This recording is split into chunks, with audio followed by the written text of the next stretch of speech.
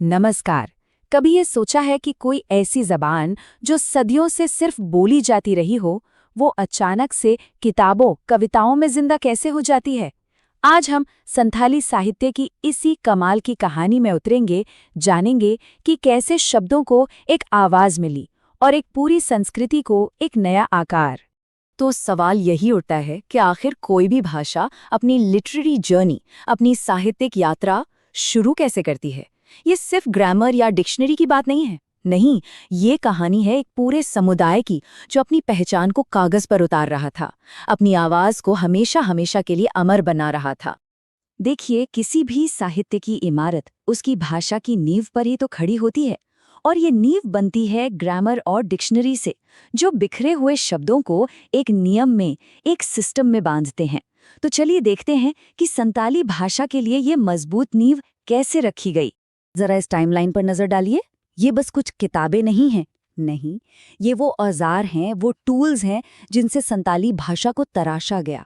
सोच कर देखिए, वो पहला मौका जब किसी ने बैठकर संताली शब्दों को इकट्ठा करके एक डिक्शनरी बनाई होगी, या फिर उसके व्याकरण के नियम लिखे होंगे। बस यही वो पल थे जहां एक बोली जाने वाली जबान एक साहित्यिक भाषा बनने की राह पर निकल पड़ी थी। ये टेबल दशकों की कड़ी मेहनत की कहानी बताता है। पोक्सुले की पहली वोकैबुलरी से जो सफ़र शुरू हुआ, उसे हर नए स्कॉलर ने आगे बढ़ाया, भाषा की समझ को और गहरा किया। ये बिल्कुल एक रिले रेस जैसा था, जहां हर लेखक ने मशाल अगले लेखक तक पहुंचाई, और आखिर में डोमन साहू, समीर जैसे लोगों ने इसे देवनागरी लिपि से जोड़कर इसका दायरा और भी बढ़ा दिया। तो जब एक भाषा को अपने नियम मिल जाते हैं, तो जानते हैं क्या होता है? वो गाना शुरू कर देती है। जी हाँ, अब हम संथाली साहित्य के उस दौर में चल रहे हैं जहां ग्रामर की सूखी जमीन पर कविता के पहले पहले फूल खिले थे। ये एक ऐतिहासिक लम्हा था, सच में। 1936 में छपी ओनो डोहेन बाहा डालवाक सिर्फ एक किताब नहीं थी, ये तो एक ऐलान था। ऐलान की संताली भाषा अब सिर्फ बातचीत का जरिया नहीं, बल्कि अपनी भावनाओं को, अपने दिल की बात को जाहिर करने का एक ताकतवर माध्यम बन चुकी थी। यहीं से संताली कविता ने अपनी पहली उड़ान भरी। और फिर तो जैसे कविताओं की एक लहर सी आ गई। ये लिस्ट दिखाती है कि कैसे बस कुछ ही सालों में संथाली कविता कितनी रिच और डाइवर्स हो गई। एक तरफ आर्चर जैसे लोग पुराने लोकगीतों को संभाल कर रख रहे थे, तो दूसरी तरफ ठाकुर प्रसाद मुर्मू और शारदा प्रसाद किस्क जैसे कवि समाज को जगाने वाली एकदम नई कविताएं लिख रहे थे। ये एक तरह का क्रिएटिव एक्सप्लोजन था। कविता के बाद लिटरेचर की अगली बड़ी मंजिल होती है गद्य, यानी प्रोज, जहां भाषा कहानियां सुनाती है, इतिहास को संभालती है और कल्पना की नई नई दुनिया बनाती है। चलिए देखते हैं कि संताली साहित्य ने ये बड़ी छलांग कैसे लगाई। किसी भी साहित्य के लिए पहला नॉवेल, पहला उपन्यास एक बहुत बड़ा मील का पत्थर होता है। हाड़मक आथू ने संताली समाज को एक ऐसा आईना दिया जिसमें वो अपनी कहानियों, अपने किरदारों और अपनी चुनौतियों को बहुत गहराई से देख सकते थे। इसने आने वाले कहानीकारों के लिए एक नया रास्ता खोल दिया। और ये स्लाइड, ये उस दौर की कमाल की एनर्जी दिखाती है। मतलब जरा सोचिए, एक ही साल 1952, और उस एक साल में एक नहीं बल्कि दो दो कहानी संग्रह छपकर आ जाते हैं। कुकमू और बसमुंडा का एक साथ आना, ये अपने आप में एक सबूत था कि संथाली लेखक अब पूरी तरह से तैयार थे दुनिया को अपनी कहानियां सुनाने के लिए।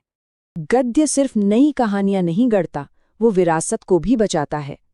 इन किताबों के जरिए संताली समुदाय ने अपनी सदियों पुरानी परंपराओं, लोक कथाओं और रीति रिवाजों को लिखकर हमेशा के लिए महफूज कर लिया। खैरवाल बांचो धरमपुंधी जैसी किताबें सिर्फ साहित्य नहीं हैं, ये आने वाली पीढ़ियों के लिए एक सांस्कृतिक खजाना है। तो अब संथाली साहित्य किताबों से निकलकर मंच और अखबारों तक पहुंचने वाला था। ये वो दौर था जब साहित्य ने एक पब्लिक आवाज की शक्ल ली, एक सार्वजनिक आवाज की। इन नाटकों ने क्या किया? इन्होंने संताली कहानियों को पन्नों से निकालकर स्टेज पर जिंदा कर दिया। जब बिदु चांदन पहली बार खेला गया होगा, तो संताली समुदाय ने अपनी कहानियों को एक साथ बैठकर एक सामूहिक अनुभव के तौर पर देखा होगा। ये सिर्फ एंटरटेनमेंट नहीं था, ये अपनी संस्कृति का एक जश्न था। और फिर आखिरकार पत्रकारिता ने भी जन्म लिया। इन शुरुआती अखबारों और मैगजीन्स ने संथाली बोलने वाले लोगों को एक दूसरे से और पूरी दुनिया से उनकी अपनी जुबान में जोड़ा। होड़ संवाद जैसे न्यूज़पेपर सिर्फ खबरें नहीं दे रहे थे, वे एक समुदाय की सामूहिक सोच को बना रहे थे, उसे शक्ल दे रहे थे। तो अब तक हमने जो पूरा सफर देखा, उसमें कुछ ऐसे मोड़ थे, ऐसे मील के पत्थर थे जिन्होंने सब कुछ बदल दिया। चलिए उन ऐतिहासिक पहलों को एक बार फिर से याद करते हैं जिन्होंने संथाली साहित्य को जन्म दिया। तो सबसे पहले वो किताब जिसने इस पूरे सफर की शुरुआत की, वो बीज जिससे एक पूरा साहित्यिक जंगल उगने वाला था। साल था 1852 और किताब थी an introduction to the Santhal language, Santhali भाषा में छपी पहली किताब। इसके बाद वो पल जब भाषा को अपने नियम मिले। ये सिर्फ एक किताब नहीं थी, ये संथाली भाषा का संविधान था जिसने उसके लिखे हुए रूप की नींव रखी। और फिर आया वो लम्हा जब संथाली में लंबी कहानियों का एक नया दौर शुरू हुआ। नाम था हाड़मवाक आतो। इसने 1946 में संथाली कथा साहित्य में एक नया चैप्टर ही लिख दिया। उपन्यास के बाद अब बारी थी छोटी कहानियों की, और ये काम किया कुखमू ने। 1952 में छपे इस संग्रह ने संथाली भाषा में छोटी कहानियों की एक मजबूत परंपरा शुरू की। तो ये थी कहानी संथाली साहित्य के जन्म की। व्याकरण, कविता, उपन्यास और पत्रकारिता, हर एक कदम ने मिलकर सिर्फ एक साहित्य नहीं बनाया, बल्कि एक पूरे समुदाय की पहचान को मजबूती दी। एक ऐसी भाषा जो सदियों तक सिर्फ हवा में गूंजती रही, उसे कागज पर अपनी पहचान कैसे मिली होगी? आज हम मुंडारी साहित्य के इसी कमाल के सफर में उतरेंगे। देखेंगे कि कैसे एक जुबानी परंपरा एक लिखी हुई विरासत बन गई। तो सवाल यही उठता है कि सदियों से बोली जाने वाली कोई भाषा अपने लिखित आवाज कैसे पाती है? सोचिए तो ये कितना दिलचस्प सफर रहा होगा। एक समाज की आत्मा जो उसकी भाषा में बसी है, वो कागज पर कैसे उतरती है? चलिए इसी सफर की परतों को खोलते हैं। तो चलिए सबसे पहले इसकी जड़ों को समझते हैं। देखिए, मुंडारी सिर्फ एक भाषा नहीं है, ये एक पूरी संस्कृति की धड़कन है जो अपनी जमीन और परंपराओं से बहुत गहराई से जुड़ी हुई है। तो ये मुंडारी भाषा आखिर है क्या? ये ऑस्ट्रिक भाषा परिवार का हिस्सा है और इसका गढ़ कह सकते हैं झारखंड के खूंटी, रांची और सिंहभूम जैसे इलाके हैं। लेकिन इसकी गूंज सिर्फ यहीं तक नहीं है, ये पश्चिम बंगाल, ओडिशा और असम तक फैली हुई है। और हाँ, इसकी कई बोलियां भी हैं, जैसे हसदा, नुगुरी, तमड़िया और खेर, जिनमें हसदा को आप कह सकते हैं स्टैंडर्ड माना जाता है। अच्छा, किसी भी भाषा के लिखे जाने से बहुत पहले उसका साहित्य कहाँ होता है?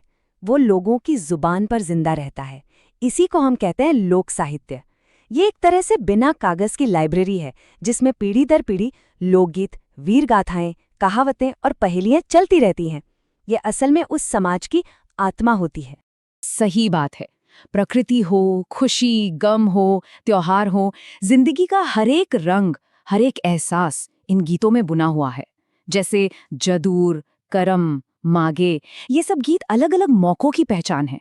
और इस पूरी मौखिक परंपरा का जो आधार है वो है सोसोबुंगा की महागाथा। ये वो कहानी है जो हर पीढ़ी को विरासत में मिलती है।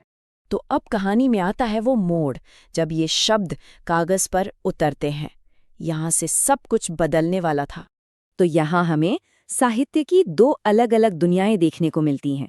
एक तरफ है लोक साहित्य और दूसरी तरफ शिष्ट साहित्य। फर्क क्या है?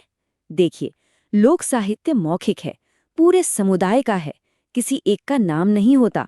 वहीं शिष्ट साहित्य लिखा हुआ होता है, उसका एक लेखक होता है और वो पब्लिश होता है।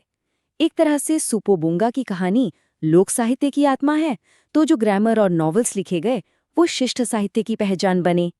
तो सवाल ये है कि ये बदलाव लाया कौन? ये काम किया उन अग्रदूतों ने, उन विद्वानों ने जिन्होंने इस बोली को एक लिखित भाषा की शक्ल दी। और ये बदलाव जानते हैं कितनी तेजी से हुआ? सिर्फ 30 साल के अंदर एक पूरी क्रांति आ गई। शुरुआत हुई 1873 में जब J.C. विटली ने मुंडारी प्राइमर पब्लिश की। ये एक पहली चिंगारी थी। फिर 1882 में ए नॉट्रॉट ने मुंडारी ग्रामर लिखकर भाषा को एक स्ट्रक्चर दिया। और फिर तो एक के बाद एक काम हुए। ग्रामर लिखे गए, बाइबल का मुंडारी में ट्रांसलेशन हुआ और फिर 1903 में जॉन हॉफमैन ने अपने सबसे बड़े काम की शुरुआत की, एनसाइक्लोपीडिया मुंडारी का। एक एक ईंट रखकर एक मजबूत इमारत खड़ी की जा रही थी। और ये जो एनसाइक्लोपीडिया मुंडारी का है ना, ये कोई आम डिक्शनरी नहीं थी। अरे नहीं, ये जॉन हॉफमैन का 16 वॉल्यूम का एक महाग्रंथ था। सिर्फ भाषा नहीं, इसमें मुंडारी संस्कृति, उनकी परंपराएं, उनके रीति रिवाज सब कुछ था। सच पूछिए तो ये किसी भी स्वदेशी संस्कृति को बचाने का एक वर्ल्ड क्लास एग्जाम्पल है। अब कहानी आगे बढ़ती है और हम आते हैं 20वीं सदी में। ये वो दौर था जब मुंडारी लेखक खुद अपनी साहित्यिक विरासत को एक नया आकार दे रहे थे। और इस नए दौर के नायक थे खुद मुंडारी लेखक, जैसे एस.सी. रॉय, जिन्होंने अपने काम से मुंडारी समाज की गहरी समझ दुनिया के सामने रखी। जगदीश त्रिगुणायत ने सोसोबोंगा जैसी लोकगाथाओं को किताब की शक्ल दी ताकि वो हमेशा के लिए अमर हो जाएं। फिर आए रामदयाल मुंगा, जिन्होंने हिसिर जैसे गीत संग्रह लिखे। और हाँ, डॉक्टर मनसिया मुंडो, जो एक बहुत ही सम्मानित पुरस्कार विजेता लेखक के तौर पर सामने आए। इन सब ने मिलकर मुंडारी साहित्य का कैनवस बहुत बड़ा कर दिया। लेकिन एक सवाल है, ये जो नया साहित्य लिखा जा रहा था वो लोगों तक पहुंच कैसे रहा था? यहीं पर एंट्री होती है मैगजीन्स की। जयपाल सिंह की आदिवासी सकम जैसी पत्रिकाओं ने नए लेखकों को एक प्लेटफॉर्म दिया, एक जगह दी जहां उनकी आवाज सुनी जा सके। इससे सिर्फ लेखन नहीं बढ़ा, बल्कि एक पूरी लिटरेरी कम्युनिटी का जन्म हुआ। तो आखिर में इस पूरे सफर का नतीजा क्या निकला? नतीजा था एक ऐसी स्थायी विरासत का जिसने दुनिया के लिटरेचर में अपनी एक मजबूत जगह बना ली। तो अगर हम इस पूरे रास्ते को देखें तो ये कैसे हुआ? सबसे पहले भाषा को ग्रामर के नियमों में बांधा गया, फिर डिक्शनरीज बनाई गई। इसके बाद जो पुरानी लोक कथाएं थीं उन्हें इकट्ठा करके पब्लिश किया गया। मैगजीन्स ने नए लेखकों को मंच दिया और फिर रामचरितमानस जैसे महान ग्रंथों का मुंडारी में अनुवाद करके दो संस्कृतियों के बीच एक पुल भी बनाया गया। और फिर आया साल 2000। ये साल एक मील का पत्थर साबित हुआ। क्यों? क्योंकि इसी साल डॉक्टर मनमसी मुंडू को उनके काम के लिए देश का बड़ा सम्मान साहित्य अकादमी पुरस्कार मिला। ये एक बहुत बड़ा मोमेंट था जिसने मुंडारी को एक महत्वपूर्ण भारतीय साहित्यिक भाषा के तौर पर राष्ट्रीय मंच पर स्थापित कर दिया। चलिए आज एक बहुत ही दिलचस्प सफर पर चलते हैं। ये कहानी है हो साहित्य की, एक ऐसा साहित्य जो सदियों पुरानी मौखिक परंपराओं से निकलकर एक दमदार लिखित महाकाव्य तक पहुंचा। आइए इस शानदार साहित्यिक यात्रा को करीब से समझते हैं। लेकिन आगे बढ़ने से पहले एक सवाल पर सोचते हैं। आखिर कोई संस्कृति अपनी कहानी को सदियों तक बिना कुछ लिखे जिंदा कैसे रखती है? इसका जवाब छिपा है गीतों में, कहानियों में और परंपराओं में, जैसा कि हम हो साहित्य की दुनिया में देखने वाले हैं। आज हम इस पूरी कहानी को 5 हिस्सों में जानेंगे। सबसे पहले हो भाषा का परिचय, फिर उसके लोक साहित्य की जड़ों को समझेंगे, फिर देखेंगे कि लिखित साहित्य का उदय कैसे हुआ, इसके बड़े नायकों से मिलेंगे और आखिर में देखेंगे कि आज के दौर में साहित्य को क्या सम्मान मिला है। तो चलिए सीधे पहले हिस्से से ही शुरू करते हैं, हो भाषा का परिचय। भाई, किसी भी साहित्य को समझने के लिए उसकी भाषा को जानना तो जरूरी है ही। तो ये हो भाषा आखिर है क्या? देखिए, भाषा विज्ञान की नज़र से देखें तो ये आग्नेय यानी ऑस्ट्रो एशियाटिक भाषा परिवार का हिस्सा है और उसकी मुंडा उपशाखा से जुड़ी है। इसे मुख्य रूप से हो जनजातियां बोलती हैं। और ये बोली कहाँ जाती है? इसका गढ़ है झारखंड का कोल्हान प्रमंडल, जिसमें पूर्वी सिंहभूम, पश्चिमी सिंहभूम और सरायकेला खरसावा जैसे इलाके आते हैं। और एक बड़ी ही दिलचस्प बात यह है कि हो जनजाति अपनी पारंपरिक जड़ें सिंधु दिसुम यानी सिंध देश से जोड़कर देखती है। अब आते हैं कहानी के दूसरे हिस्से पर, लोक साहित्य की जड़ें। मतलब उस दौर में जब लिखने पढ़ने का चलन नहीं था और कहानियां और गीत ही संस्कृति को एक पीढ़ी से दूसरी पीढ़ी तक पहुंचाते थे। यहाँ जो सबसे मजेदार बात है वो ये कि हो साहित्य में दो बिल्कुल अलग अलग धाराएं चलती हैं।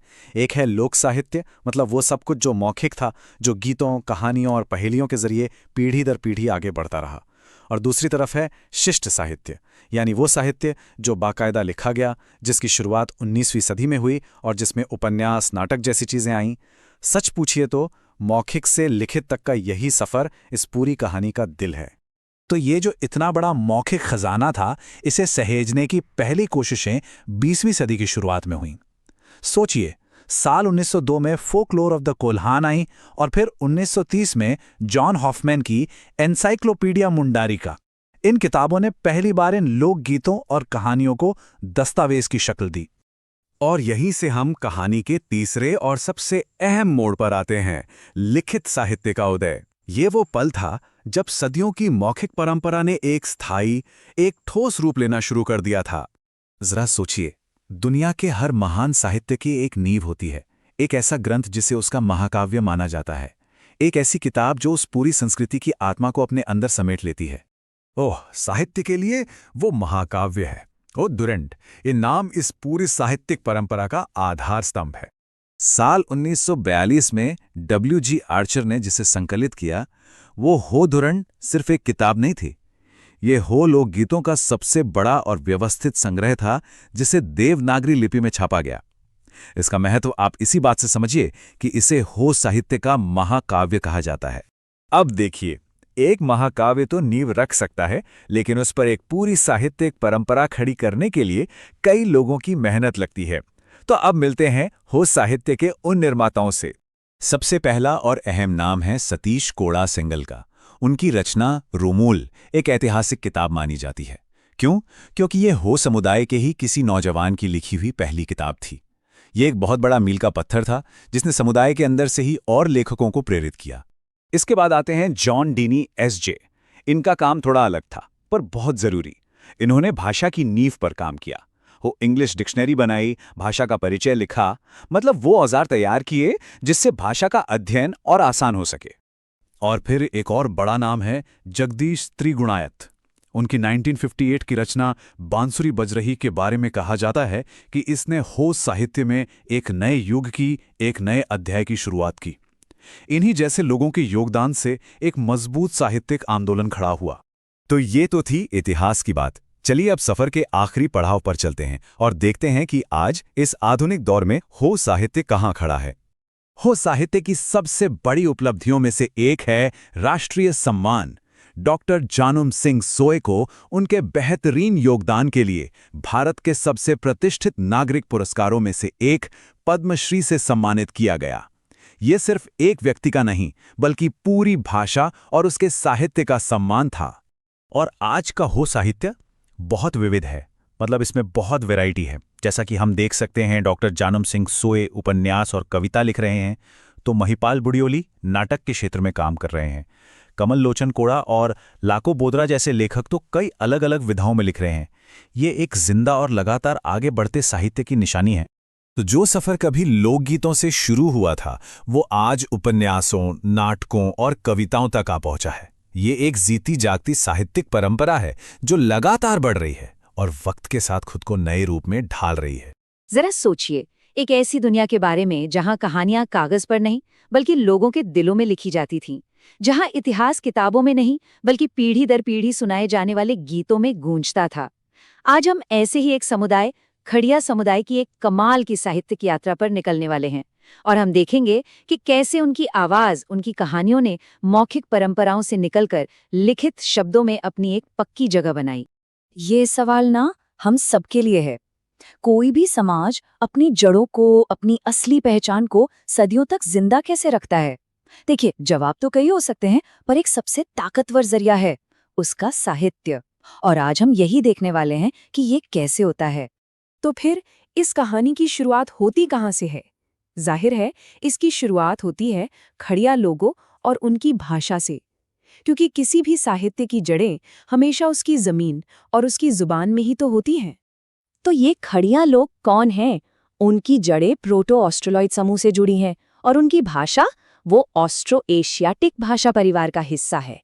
अब ये जानना इसलिए जरूरी है क्योंकि यही भाषाई और सांस्कृतिक पहचान उनके साहित्य की हर कहानी, हर गीत में हमें देखने को मिलती है। चलिए अब उस दौर में चलते हैं जब साहित्य लिखा नहीं जाता था, बल्कि उसे जिया जाता था। ये वो दौर था उनकी मौखिक परंपराओं का, जिसे हम लोक साहित्य कहते हैं।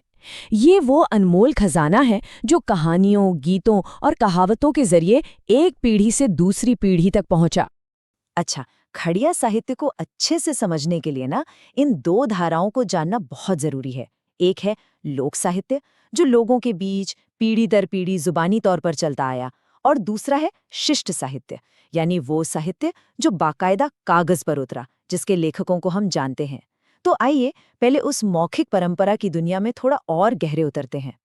और ये देखिए, उनकी मौखिक परंपरा सिर्फ कुछ कहानियां नहीं थी। अरे ये तो अपने आप में एक पूरा ब्रह्मांड था। इसमें उनके पुरखों का इतिहास था, समाज को चलाने के नियम कायदे थे, प्रकृति से उनका गहरा रिश्ता था। और तो और जिंदगी के हर रंग, खुशी, गम, प्यार, सब कुछ इसमें शामिल था। ये समझिए कि लिखित शब्दों के आने से बहुत पहले ये उनके समाज का एक जीता जागता दस्तावेज था। और फिर इतिहास में वो पल आया जब सदियों से जो आवाजें सिर्फ हवा में गूंजती थीं, उन्हें पहली बार कागज पर उतारा गया। सच कहूं तो ये एक क्रांति जैसा था, एक ऐसा मोड़ जहां याददाश्त की जगह स्याही ने ले ली, और वो कहानियां हमेशा हमेशा के लिए अमर हो गई। इस बड़े बदलाव की शुरुआत हुई 1894 में, जब जी.सी. बनर्जी ने पहली बार इस भाषा के व्याकरण को दुनिया के सामने रखा। फिर कई दशकों बाद एक शब्दकोश आया जिसने शब्दों को सहेज लिया, और उसके बाद एस.सी. रॉय और डब्ल्यू.सी. आर्चर जैसे विद्वानों ने उन अनमोल लोकगीतों और कथाओं को किताबों में समेट लिया जिनके खो जाने का डर था। असल में इन्हीं कोशिशों ने वो नींव रखी जिस पर आज का पूरा खड़िया साहित्य खड़ा है। तो नींव तो तैयार हो चुकी थी, अब बारी थी खड़िया समुदाय के अपने लेखकों की। एक नई पीढ़ी सामने आई जिन्होंने इस मशाल को अपने हाथों में थामा और अपनी भाषा के साहित्य को एक बिल्कुल नई दिशा दी। ये वो कुछ नाम हैं जो आज के आधुनिक खड़िया साहित्य के स्तंभ माने जाते हैं। प्यारे केरकेट्टा, रोज केरकेट्टा, बंधना टेटे और कई और। इन सभी ने अपनी कलम से न सिर्फ साहित्य को और अमीर बनाया, बल्कि अपनी भाषा को एक नई मजबूत पहचान भी दी। चलिए दो बड़े नामों के काम को थोड़ा करीब से देखते हैं। एक तरफ थे प्यारे केरकेट्टा, जिन्होंने नाटकों और कहानियों के जरिए समाज के मुद्दों पर बात की, तो दूसरी तरफ थी रोज केरकेट्टा, जिन्होंने न सिर्फ प्रेमचंद जैसे महान लेखक की कहानियों को खड़िया भाषा में लाया, बल्कि अपनी ही लोक कथाओं का वैज्ञानिक तरीके से अध्ययन भी किया। ये दिखाता है कि साहित्य अब सिर्फ परंपरा को सहेज नहीं रहा था, बल्कि वो नई दिशाएं भी तलाश रहा था। और एक बात बिल्कुल साफ थी, ये साहित्य सिर्फ मनोरंजन के लिए नहीं था, इसका एक बहुत बड़ा सामाजिक मकसद भी था। जैसे प्यारे केरकेट्टा का नाटक जुझाई डांड, ये सिर्फ एक नाटक नहीं था, बल्कि अपने लोगों को एकजुट होने के लिए एक जोशीली पुकार थी। साहित्य यहाँ एक तरह से बदलाव का हथियार बन गया था। साहित्य के इस आंदोलन को और रफ्तार दी पत्रिकाओं ने। तारदी और जोहार जैसे प्रकाशन सिर्फ कागज के कुछ पन्ने नहीं थे, बल्कि ये एक ऐसा मंच थे, एक ऐसा चौपाल थे, जहां नए लेखक अपनी आवाज बुलंद कर सकते थे और पूरा समुदाय इन नए विचारों से जुड़ सकता था। तो आखिर में सवाल ये उठता है कि इस पूरी यात्रा का, इस पूरे सफर का असल मतलब क्या था? क्या ये सिर्फ कुछ किताबें और कहानियों तक सीमित था? नहीं, बिल्कुल नहीं। ये उससे कहीं ज्यादा था। ये एक समुदाय की अपनी पहचान को फिर से खोजने और उसे चट्टान की तरह मजबूत करने की कहानी थी। मौखिक परंपराओं को लिखित रूप देकर खड़िया समुदाय ने सिर्फ अपनी कहानियों को नहीं बचाया, बल्कि अपने इतिहास, अपने मूल्यों और अपनी आवाज को आने वाली पीढ़ियों के लिए मजबूत कर दिया। ये अपनी पहचान को हमेशा के लिए अमर बना देने की एक शानदार कहानी है। कभी सोचा है कि कोई भाषा अपनी कहानियों को, अपने गीतों को सदियों तक सिर्फ यादों में कैसे जिंदा रखती है, और फिर एक दिन वो अचानक कागज पर उतर आती है? आज हम कुडुख भाषा के इसी शानदार सफर को जानेंगे। ये सफर उसके पुराने लोकगीतों से शुरू होकर अपनी खुद की लिपि तक पहुंचता है। ये कहानी सिर्फ एक भाषा की नहीं है, बल्कि एक पूरी संस्कृति की पहचान की है। तो इस सफर में हम सबसे पहले तो ये समझेंगे कि कुडुख भाषा है क्या, फिर हम इसकी आत्मा में उतरेंगे, मतलब इसके लोक साहित्य में। वहां से हम देखेंगे कि ये कहानियां कागज पर कैसे आईं, और आखिर में हम इस सवाल पर बात करेंगे कि इस कीमती विरासत का भविष्य क्या है। तो चलिए शुरू करते हैं। ये कुडुख भाषा आखिर है क्या? अब मजे की बात यह है कि ये द्रविड़ भाषा परिवार का हिस्सा है।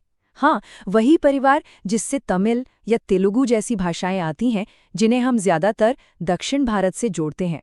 लेकिन कुडुख हमें मिलती है भारत के बीच और पूर्वी हिस्सों में, जो इसे भाषा के नक्शे पर एक बहुत ही अनोखी जगह देती है। एक मिनट जरा सोचिए, जब हम भारत के इस हिस्से के बारे में सोचते हैं तो क्या हमारे दिमाग में कोई द्रविड़ भाषा आती है? शायद नहीं। तो क्या कोई अंदाजा लगा सकता है कि ये कौन सी भाषा हो सकती है? जी हाँ, इसका जवाब है कुडुख। और ये सिर्फ एक राज्य तक सीमित नहीं है। जैसा कि हम देख सकते हैं, ये झारखंड से लेकर पश्चिम बंगाल, ओडिशा और यहाँ तक कि असम तक फैली हुई है। और ये कोई छोटी मोटी भाषा नहीं है, ये झारखंड का सबसे प्रमुख और सबसे ज्यादा लिखा जाने वाला जनजातीय साहित्य है। मतलब इस इलाके की एक बहुत ही जरूरी सांस्कृतिक शक्ति है। चलिए अब कुडुख साहित्य के दिल में उतरते हैं। लिखने पढ़ने का दौर शुरू होने से बहुत पहले इसकी आत्मा बसती थी लोगों के गीतों में, उनकी कहानियों में और उनकी यादों में। एक ऐसी दुनिया की कल्पना कीजिए जहां किताबें ही नहीं हैं, तो फिर साहित्य कहाँ होगा? कुडुख के लिए साहित्य लोगों की सांसों में था, उनकी आवाज में था और उन कहानियों में था जो एक पीढ़ी से दूसरी पीढ़ी तक सुनाई जाती थी। और इसकी वैरायटी तो देखिए, सच में कमाल है। शादी ब्याह के गीतों से लेकर फसल काटते समय गाए जाने वाले गीत और दिमागी कसरत वाली पहेलियों तक, इसमें जिंदगी का हर रंग शामिल था। ये सिर्फ मनोरंजन नहीं था, बल्कि ये तो पूरे समाज को एक साथ बांधने का, अपनी पहचान को जिंदा रखने का एक तरीका था।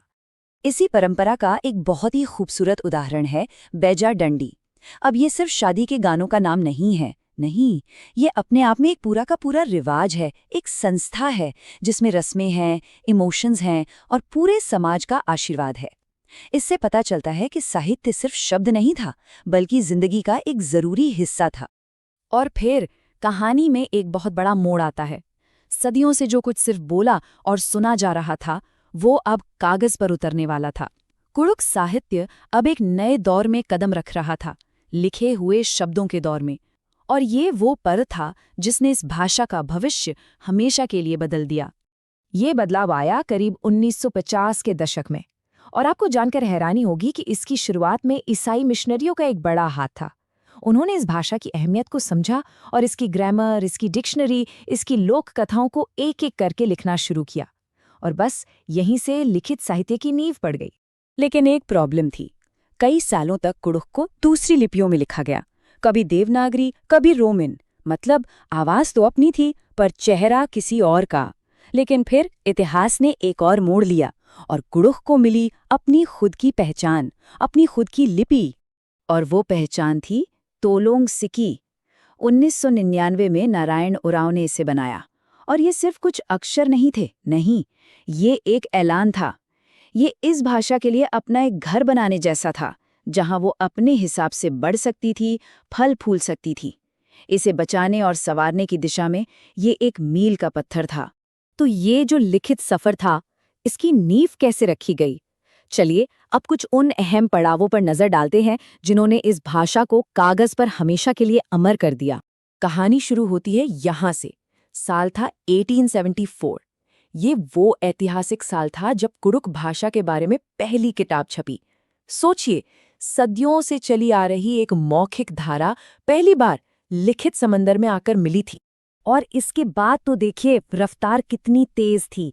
1874 में भाषा का पहला परिचय आया, फिर 1909 में लोक कथाओं का पहला कलेक्शन, 1941 में तो कमाल ही हो गया, 2660 गीतों का एक बहुत बड़ा कलेक्शन तैयार हुआ। और देखते ही देखते 1950 तक तो अपनी ग्रामर और पहली पोएट्री कलेक्शन भी आ गई। मतलब सिर्फ 75 सालों में ये एक इनक्रेडिबल जर्नी थी। और हाँ, इन सब कामों के पीछे थे कुछ कमाल के लोग, जैसे अहलाद दिर्की, जिन्होंने भाषा को एक स्ट्रक्चर देने के लिए पहली ग्रामर लिखी, या फिर बिहारी लकड़ा, जिन्होंने कुडुख डंडी जैसा कीमती खजाना इकट्ठा किया।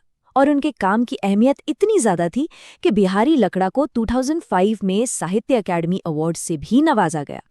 पर लिटरेचर सिर्फ किताबों से तो नहीं बनता, है ना? उसे कम्युनिटी चाहिए होती है। और ये काम किया उस दौर की मैगजीन्स ने।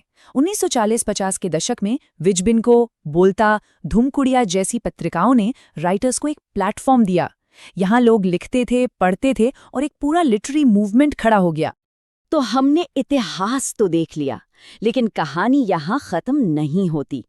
असली सवाल तो अब शुरू होता है, भविष्य का क्या? इस इतनी बड़ी विरासत को आगे कौन और कैसे ले जाएगा? तो इस पूरी बातचीत का सार क्या निकलता है? यही कि लोकगीतों से शुरू होकर अपनी खुद की लिपि तक पहुंचना, ये सिर्फ एक भाषा का विकास नहीं है। ये अपनी कल्चरल आइडेंटिटी को वापस पाने, उसे सहेजने और फिर गर्व के साथ दुनिया को दिखाने की एक पावरफुल कहानी है।